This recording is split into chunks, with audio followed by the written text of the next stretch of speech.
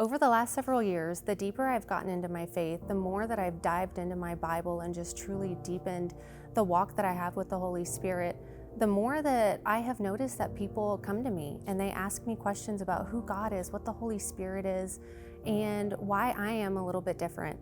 And on the flip side of that, unfortunately, I've had a lot of people who come in opposition to what that faith looks like. I've had people who come to me and they tell me that there is no God.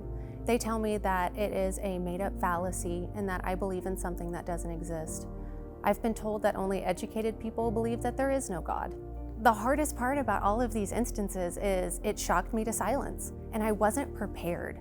I wasn't prepared to say, wait a minute, let me slow down, let me calm down, let me answer this in a way that's going to honor God and bring the truth to these lives.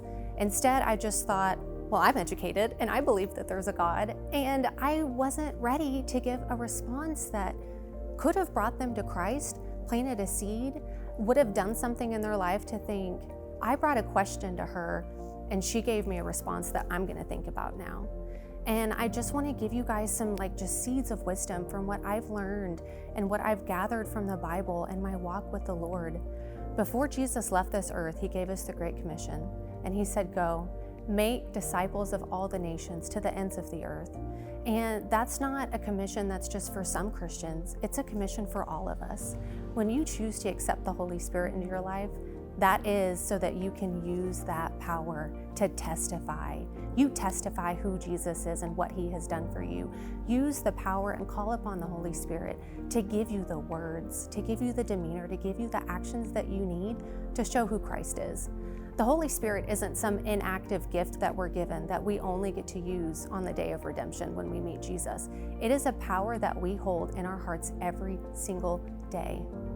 What that Holy Spirit does is it brings life back to dry bones, and we're walking among dry bones, guys. We're walking on a desolate earth full of darkness, and what our job is to bring light and salt. And when people see that light, they're gonna come ask you about it. Your job is to be prepared as a Christian. In Isaiah, the Lord so clearly said to him, whom shall I send? Who will go for me? And you know what Isaiah's response was? Here I am, send me. My call to you today is just to say, here I am, send me.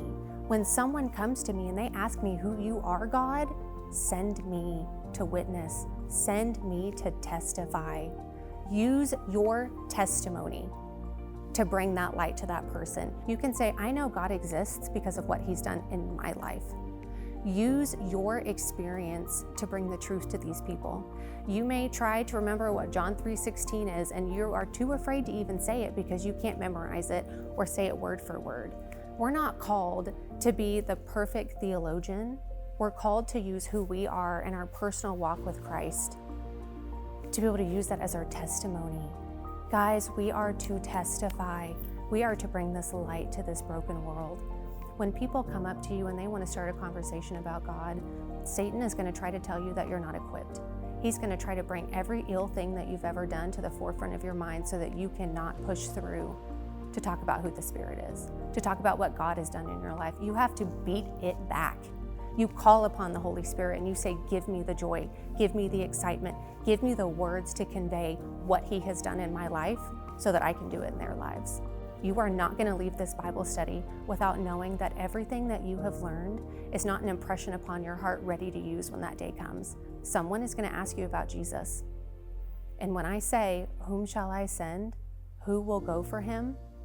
You say, here I am, send me.